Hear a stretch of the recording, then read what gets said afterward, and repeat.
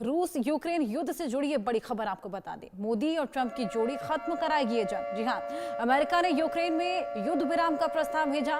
Putin ने PM Modi का धन्यवाद किया है। यूक्रेन संघर्ष के समाधान में मदद के लिए आभार भी जताया है। तो अमेरिकी राष्ट्रपति डोनाल्ड ट्रंप की रूस के प्रेसिडेंट व्लादिमीर पुतिन से बातचीत हुई। ट्रंप ने कहा कि उनकी पुतिन के साथ बातचीत हुई है। यूक्रेन में युद्ध खत्म करने का रास्ता अब खोल सकती है। ट्रंप ने पुतिन से यूक्रेन में युद्ध विराम पर चर्चा के साथ ही उनसे घिरे हुए यूक्रेनी फौजियों के साथ रियायत बरतने की भी अपील की है।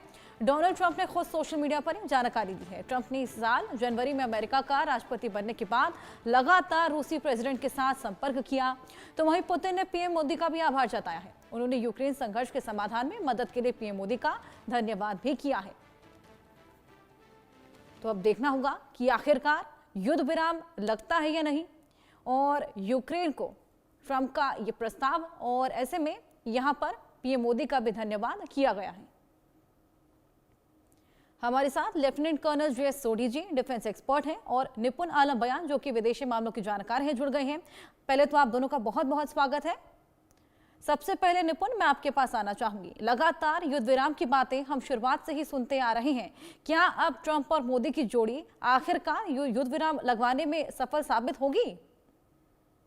हाँ, देखिए बात यही है कि जो पुतिन चाह रहे हैं, प्रेसिडेंट पुतिन का कहना ये है कि हम टेम्परेरी युद्ध विराम नहीं चाहते, हम चाहते हैं कि परमानेंट युद्ध विराम हो। और हर्षद दिक्कत ये हो रही है, अभी जो प्रस्ताव सामने आ रहा है वो आ रहा है टेम्परेरी युद्ध विराम का, कि 30 दिन का हम क्या करें कि आपका युद्ध विराम करें। तो मुझे लगता है कि इसको लेकर कहीं ना कहीं पुतिन थोड़ा सा असमंजस में हो सकते हैं, कुछ टेंशन में हो सकते हैं। लेकिन 30 दिन की शुरुआत है तो यहाँ पे कहीं ना कहीं अमेरिका का, सऊदी का, इन सब कंट्री का कहना ये है कि शुरुआत तो हो। और अगर हम 30 डेज की शुरुआत करते हैं तो बिल्कुल एक स्टार्टिंग आपकी क्या बनती है, एक स्टार्टिंग आपकी शुरुआत होती है। तो मुझे लगता है कि पुतिन शायद मान जाए इस बात को लेकर कि बिल्कुल निपुण, 30 मैं डेज आपके की पास एक। वापस आऊंगी। एक बार जे सोडी जी, आपका भी मैं रुख करना चाहूंगी। जिस तरीके से निपुण ने भी मेंशन किया कि टेम्पररी युद्ध विराम लगवाने की यहाँ पर बातें सामने आ रही हैं, तो टेम्पररी युद्ध विराम जो लगेगा, इससे क्या कुछ फायदा रहेगा? क्योंकि अभी फिलहाल जरूरत यही है कि इस पर पूरी तरीके से युद्ध विराम लगा दिया जाए। जयंत हर्षा जी, ये मेरा सौभाग्य कि मैं आपके न्यूज चैनल विख्यात को पैनलिस्ट के साथ हूं। भू राजनीति और अंतर्राष्ट्रीय रिश्तों में 3 प्रकार के देश होते हैं। पहला प्रकार होता है जो कि जियोपॉलिटिकल पावर होते हैं, जो कि दुनिया में 3 ही है, रूस, अमेरिका और चीन। और यही 3 देश दुनिया में किसी युद्ध को खत्म करवा सकते हैं। दूसरे प्रकार के देश होते हैं जियोपॉलिटिकल पिवट्स, जैसे France, Germany, Bharat, United kingdom, Japan. ये जो देश होते हैं ये युद्ध खत्म कराने में मदद करते हैं, लेकिन डायरेक्टली ये कोई युद्ध खत्म नहीं करा सकते। और तीसरे प्रकार के देश होते हैं अन्य देश, जिनका कोई बोलबाला नहीं होता है भू राजनीति और अंतर्राष्ट्रीय रिश्तों में। अब क्योंकि डोनाल्ड ट्रंप ने अपने चुनावी रैलियों में और राष्ट्रपति शपथ लेने के बाद उन्होंने बार बार बोला कि उनके लिए प्राथमिकता है रूस यूक्रेन युद्ध खत्म कराना, और जिस तरह से उनके सालों से राष्ट्रपति पुतिन के साथ अच्छे व्यक्तिगत रिश्ते रहे हैं, तो जब ये प्रपोजल भेजा गया राष्ट्रपति पुतिन के पास, उन्होंने जनरली तो हामी भरती, लेकिन उनके 2-3 संकोच वाले पॉइंट हैं। एक है कि ये टेम्परेरी युद्ध विराम नहीं होना चाहिए, ये ऐसा युद्ध विराम होना चाहिए ताकि आने वाले समय में दोबारा युद्ध जैसी परिस्थितियां कभी ना पैदा हो। दूसरा, उन्होंने कहा है कुर्स इलाके में जहां पे यूक्रेनी सेना को पूरी तरह से रूस की सेना ने घेर लिया है, तो यूक्रेन को इन्हें आत्मसमर्पण के आदेश देने चाहिए ताकि उनकी कोई जान को खतरा ना हो। जैसे डोनाल्ड ट्रंप ने भी रिक्वेस्ट की है कि रूस को इनको नहीं मारना चाहिए। तो ये जब तक ये 2-3 जो मसले हैं ये अमेरिका क्लियर नहीं करता है, तब तक राष्ट्रपति पुतिन पूरी तरह से युद्ध विराम के लिए हामी नहीं भरेंगे। देखिए, टेम्परेरी सीज फायर के फायदे होते हैं, जैसे हमने देखा अभी ये जो इजराइल हमास का सीज फायर है, ये फेज 1 खत्म हुआ, फेज 2 की बातें चल रही हैं। टेम्परेरी सीज फायर तो अच्छा होता है बनस्पत जहां युद्ध होता है, जहां पे रोज इतनी खून की नदियां बहती हैं, लोगों की मौत होती है, डेफिनेटली। लेकिन जो राष्ट्रपति पुतिन का बात है वो बिल्कुल सही है कि हमें लंबे पक्ष में सोचना होगा कि दोबारा ऐसी युद्ध की परिस्थितियां ना पैदा हो। इसके लिए अमेरिका और बाकी नाटो देशों को सोच विचार करना होगा और रूस को आश्वासन देना होगा कि युद्ध जैसी परिस्थितियां ना हो। मैं एक और टिप्पणी करना चाहूंगा आशा जी, बिल्कुल इसका जो मूल कारण है इस युद्ध का वो है नाटो का विस्तार। 9 फरवरी 1990 को अमेरिका के secretary of state James baker ने सोवियत संघ के राष्ट्रपति मिखाइल गोर्बाचेव को आश्वासन दिया था कि नाटो 1 इंच पूर्व की तरफ नहीं बढ़ेगा। तब नाटो के सिर्फ 16 सदस्य थे, आज नाटो के 32 सदस्य हैं। यानी कि पूरी गलती अमेरिका की है, नाटो की है, जिसकी वजह से युद्ध शुरू हुआ। बिल्कुल निपुण, मैं आपके पास आऊंगी। जिस तरीके से तमाम कोशिशें, तमाम कवायदें शुरुआत से ही की जा रही थी, हालांकि अब पुतिन ने अपने पॉइंट्स तो रख दिए कि हम टेम्पररी युद्ध विराम नहीं चाहते, हम लंबा युद्ध विराम चाहते हैं, लाइक फॉरएवर वाला। तो ऐसे में क्या लगता है आपको, जेलेंस्की का क्या टेक रहेगा, उनके क्या कुछ पॉइंट्स वो सामने रख सकते हैं?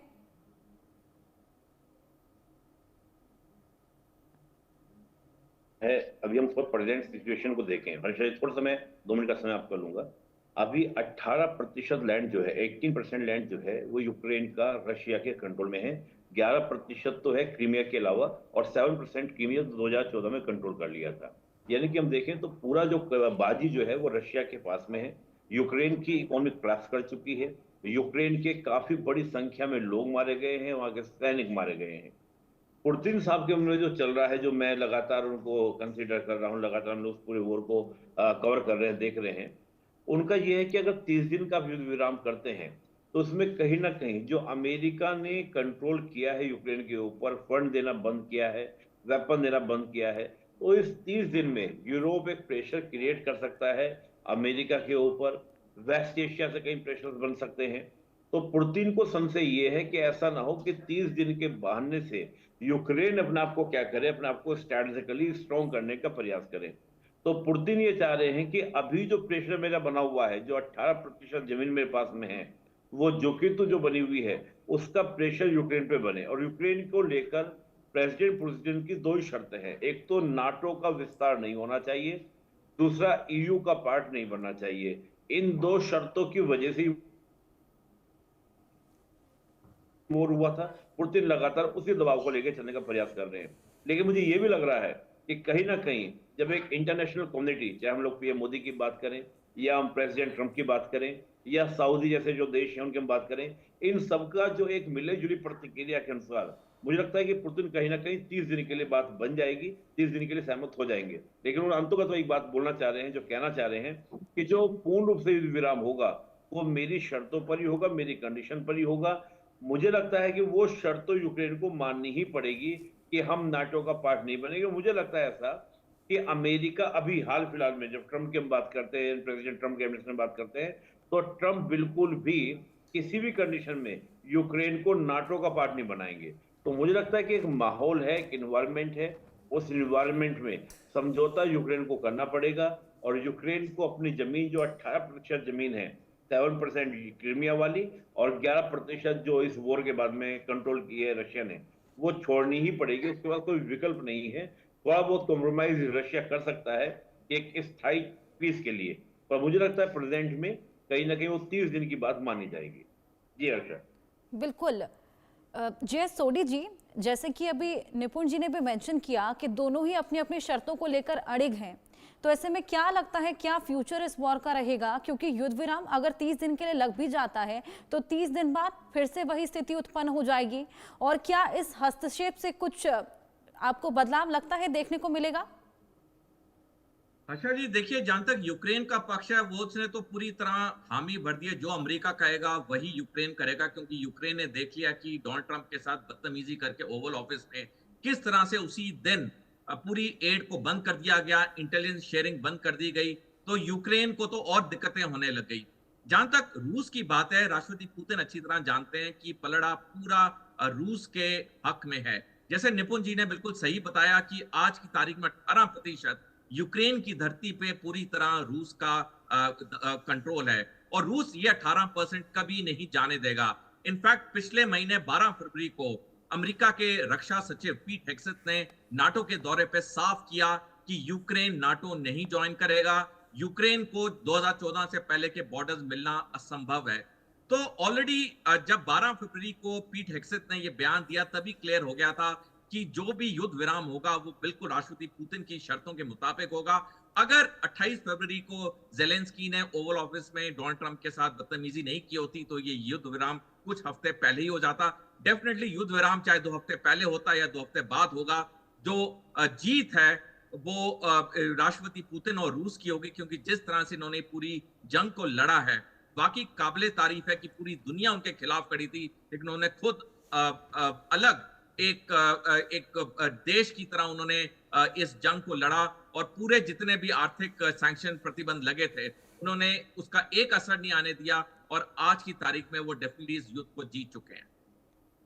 बिल्कुल निपुण जी, जिस तरीके से अभी पुतिन ने पीएम मोदी की तारीफों के पुल भी बांधे थे, यहाँ पर हमने हमेशा से ही देखा कि भारत का स्टैंड हमेशा न्यूट्रल रहा इस वॉर को लेकर। ऐसे में उसी को लेकर तारीफ करते हुए भी पुतिन नजर आए थे। हाँ हर्षा जी, देखिए अभी मैं आपको थोड़ा सा बताता हूँ। पीएम मोदी ने इस बात को, जो आपने न्यूट्रल वाला वर्ड बोला, पीएम मोदी ने इसको डिनाई किया है। एक्चुअली पूरी दुनिया हमको यही कहती है बार बार कि आप न्यूट्रल हो। पीएम मोदी ने खुद अपनी स्पीच में कहा जब अमेरिका में थे कि हमें दुनिया बार बार ये कह रही है कि वी आर न्यूट्रल। नहीं, हम न्यूट्रल नहीं है, वी टेक ए स्टैंड। हम एक स्टैंड रखते हैं और स्टैंड किसका है? वो पीस का है, शांति का स्टैंड हमारा है। हमारा ये नहीं है कि हम न्यूट्रल हैं। भाई न्यूट्रल आप क्या क्या हम रशिया से लगातार बात कर रहे हैं, हम यूक्रेन से लगातार बात कर रहे हैं, पीएम मोदी तो सबसे बात कर रहे हैं। बस ये है कि आप ये कहते हैं कि हम एक खेमे में शामिल हो जाएं, या तो हम रशिया के खेमे में आ जाएं या हम यूक्रेन के खेमे में आ जाएं।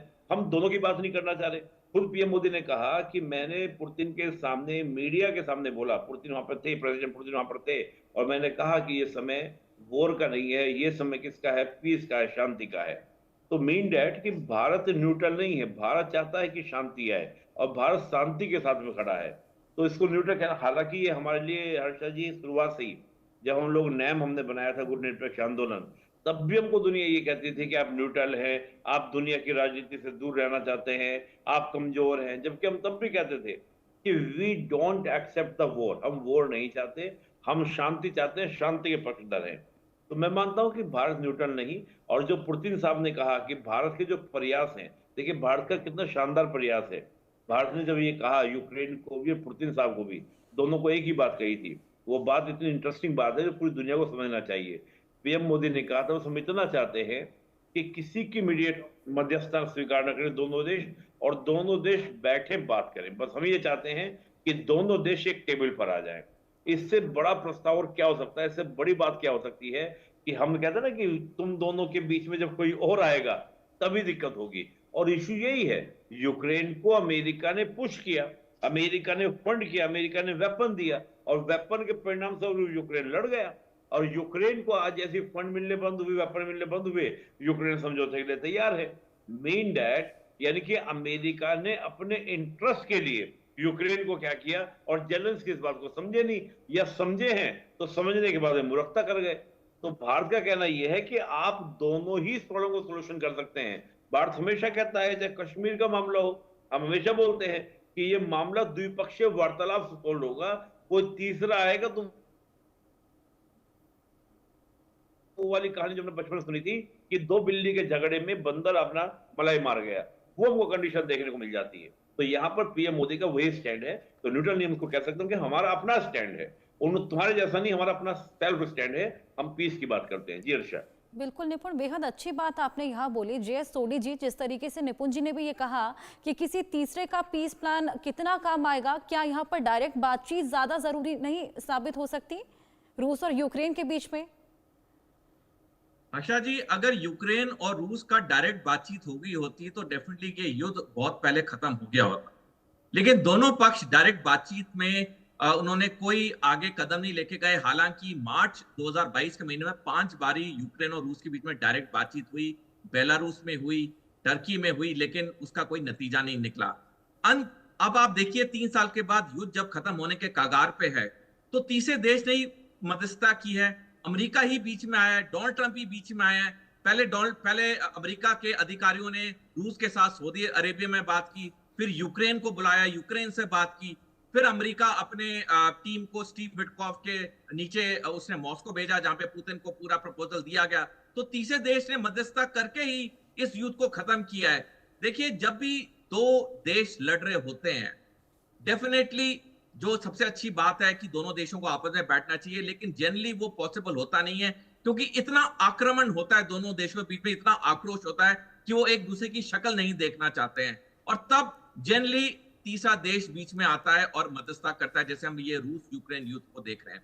जैसे मैंने आपको शुरू में कहा, दुनिया में 3 ही देश हैं जिसे जियोपॉलिटिकल पावर कहते हैं, अमेरिका, रूस और चीन, और यही 3 देश दुनिया के किसी युद्ध को खत्म करा सकते हैं। आप इतिहास में देख लीजिए, दूसरे विश्व युद्ध के बाद कहीं पे भी कोई भी जंग खत्म हुई है, उसके पीछे 3 ही देश थे खत्म कराने के लिए, अमेरिका, रूस या चीन। बिल्कुल, और अब देखना होगा कि पीएम मोदी और साथ ही ट्रंप की जोड़ी अब इस युद्ध विराम में फुल स्टॉप लगवा पाती है या नहीं। जय सोडी जी, निपुण जी, बहुत शुक्रिया आपका हमारे साथ जुड़ने के लिए और अपने साइट्स शेयर करने के लिए।